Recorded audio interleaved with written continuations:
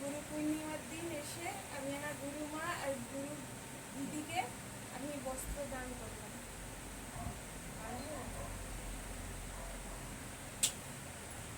আজ গুরু পূর্ণিমা। দেখুন বন্ধুরা, আমার এক শিষ্য আজকের এই গুরু পূর্ণিমাতে শাড়ি, কাপড়, আলতা, সিঁদুর, মিষ্টি এবং সঙ্গে কিছু টাকা দিয়ে গুরু মাকে ওনার গুরু মাকে এবং গুরু বোনকে দিল, বস্ত্র দান করলো, বস্ত্র দিল। দেখুন বন্ধুরা,